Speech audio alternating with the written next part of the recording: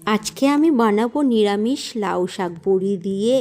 আর কর্তামশাই বাজার থেকে লাউ শাক কিনে নিয়ে এসেছে। লাউ শাকটা প্রথমে আমি ভালো করে কেটে নেব।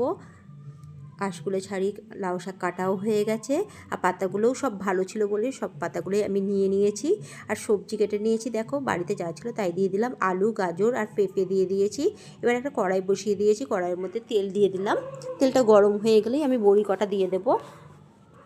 বড়িগুলো গোল্ডেন ব্রাউন হলেই তুলে নেব। দেখো বড়িগুলো ভাজা হয়ে গেছে, এবার আমি বড়িগুলো তুলে নিলাম। ওই তেলের মধ্যেই আরও খানিকটা তেল দিয়ে দিলাম 5 ফোড়ন আর একটা শুকনো লঙ্কা। এর মধ্যে দিয়ে দেব কেটে রাখা সবজিগুলো।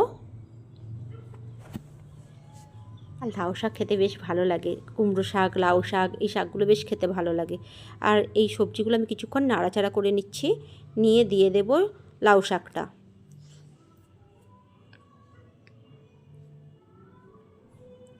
লাউ শাকটা দিয়ে দিলাম, দিয়ে আরও কিছুক্ষণ নাড়াচাড়া করে নেব।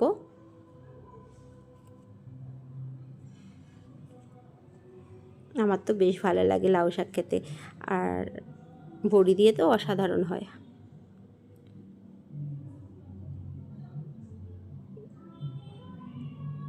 শাকগুলো দেখেছো কত সুন্দর লাগছে না?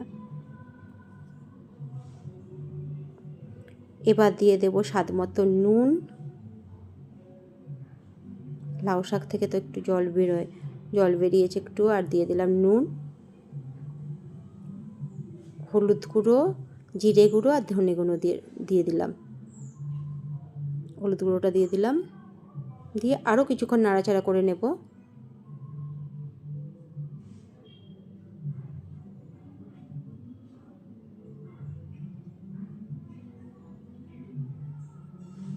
দেখো লাউ শাক থেকে একটু জল বেরিয়ে গেছে, আমি আরও অল্প একটু জল দেব সেদ্ধ হওয়ার মতো করে। এটা বেশি ঝোল ঝোল হবে না, মাখা মাখাই হবে। অল্প একটু জল দিয়ে দিলাম, দিয়ে কিছুক্ষণ ঢেকে রেখে দেব। 5-7 মিনিট ঢেকে রাখলেই হয়ে যাবে। আর এদিকে বড়িগুলো আমি হাত দিয়ে ভেঙে নিচ্ছি, আধ ভাঙা করে নিচ্ছি। দেখো 5-7 মিনিট পর ফিরে এসেছি, এবার বড়িগুলোও দিয়ে দেব। সব সবজি সেদ্ধও হয়ে গেছে, কালারটা দেখেই বোঝা যাচ্ছে। বড়িগুলো দিয়ে দিলাম, দিয়ে আরও 1-2 মিনিট কুক করে নেব। ওয়াও, দারুণ দেখতে হয়েছে। এবার ওপর থেকে দিয়ে দিলাম কাঁচা সর্ষের তেল। নিরামিষ লাউ শাক একেবারে রেডি।